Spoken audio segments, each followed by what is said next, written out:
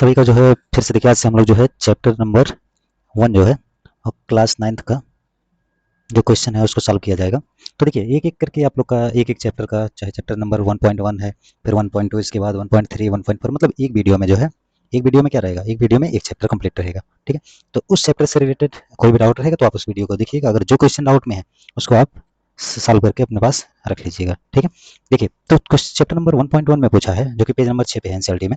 इसमें पूछा है कि क्या शून्य एक परिमेय संख्या है, क्या इसे आप पी बटे क्यू के रूप में लिख सकते हैं, जहां पी और क्यू पूर्णांक है और क्यू नॉट इक्वल टू 0 है। तो देखिए, तो हम डिफिनेशन में ही बता दिए थे, परिमेय संख्या की परिभाषा में ही बताए थे कि पी बटे क्यू के रूप में लिखा जा सके और क्यू क्या हो, शून्य के बराबर ना हो। तो अगर शून्य की बात की जाएगी तो शून्य को लिख सकते हैं 0/1।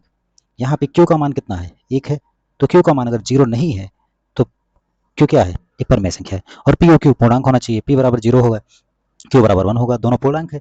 अगर दोनों पूर्णांक है तो इसका मतलब कंडीशन को दोनों सेटिस्फाई कर रहा है। ठीक है, और कंडीशन को सेटिस्फाई कर रहा है तो इसका मतलब कि जी शून्य भी एक क्या है, परिमेय संख्या है। ठीक है,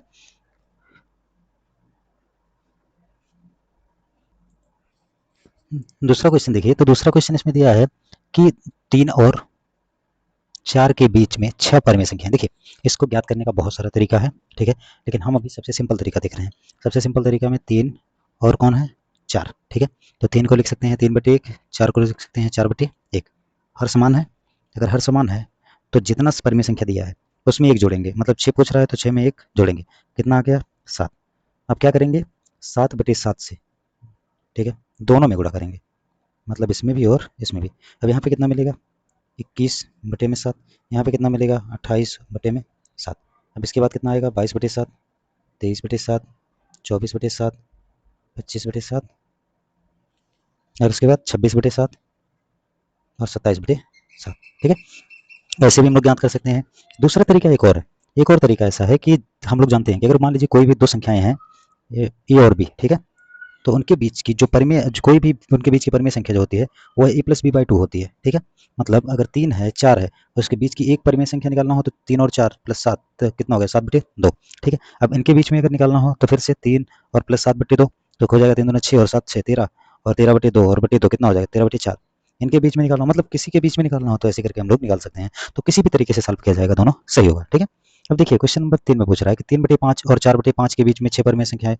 फिर से वही, अगर हर समान है तो वही करेंगे, 3/5, और इसके बाद क्या करेंगे, तो 3/5 और 4/5, 3/5 और 4/5 निकालना है 6, तो कितने से गुणा करेंगे, 7/7 से। इसमें भी 7/7 से, तो इसमें हो जाएगा कितना, 21 और बटे में 35।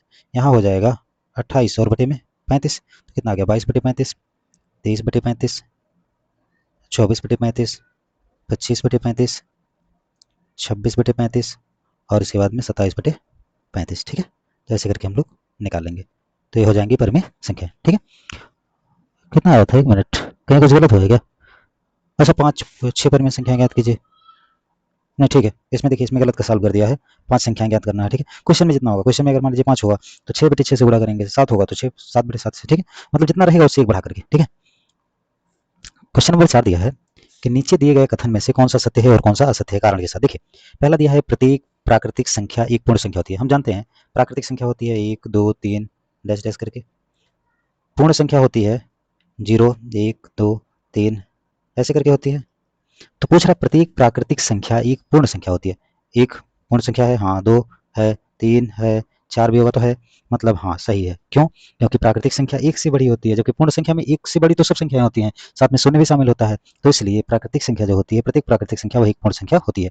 दूसरा पूछ रहा प्रत्येक पूर्णांक एक पूर्ण संख्या होती है। हम जानते हैं पूर्णांक क्या होता है, -3 -2 -1 0 1 2 3 ऐसे करके। ठीक है, और जबकि जो पूर्ण संख्या होती है वो होती है 0 1 2 3 एंड सो ऑन। तो यहाँ पे क्या पूछा, प्रत्येक पूर्णांक, प्रत्येक पूर्णांक यहाँ है एक पूर्ण संख्या होती है। पूर्ण संख्या में नेगेटिव संख्याएं कहाँ है, जबकि पूर्णांक में तो ऋणात्मक संख्याएं भी हैं, तो इसलिए पे वाला गलत है। प्रत्येक पूर्णांक एक पूर्ण संख्या नहीं होती है, क्योंकि -2 पूर्णांक तो है लेकिन पूर्ण संख्या नहीं है। तीसरा पूछा है कि प्रत्येक परिमेय संख्या एक पूर्ण संख्या होती है। एक बात बताइए, पूर्ण संख्या क्या होती है, 0 1 2 3 डैश डैश, और परिमेय संख्या क्या होती है, परिमेय संख्या का मतलब होता है कि ऐसी संख्या जिसे p/q के रूप में लिखा जा सके। तो 4/3 या 1/2, ये दोनों परिमेय संख्या हैं। 1/2 पूर्ण संख्या है, नहीं है। 4/3 पूर्ण संख्या है, नहीं है। तो इसका मतलब है कि परिमेय संख्या भी पूर्ण संख्या, प्रत्येक परिमेय संख्या में पूर्ण संख्याएं नहीं होती हैं, ठीक है। तो इसमें से हम देखेंगे, यहाँ पे देखिए सत्य है क्योंकि पूर्ण संख्या में सभी प्राकृतिक संख्याएं क्या होती हैं, शामिल होती हैं। यह सत्य है क्योंकि पूर्णांक में ऋणात्मक पूर्णांक भी होते हैं, जबकि पूर्ण संख्याओं में कोई भी संख्या ऋणात्मक नहीं होती है। और परिमेय संख्या लास्ट वाला सत्य है क्योंकि परिमेय संख्या में कई अन्य प्रकार की संख्याएं होती हैं जिन्हें पूर्ण संख्या की जैसे प्रदर्शित नहीं किया जा सकता है, जैसे 4/3, 5/4, इन सबको क्या करेंगे हम, पूर्ण संख्या नहीं होती है, ठीक है। धन्यवाद। अब इसके बाद कल जो है फिर से हम लोग चैप्टर नंबर 1.2 डिस्कस करेंगे, ठीक है। पहले चैप्टर नंबर 1.1 जो है आज इसमें कंप्लीट हो गया, ठीक है। धन्यवाद।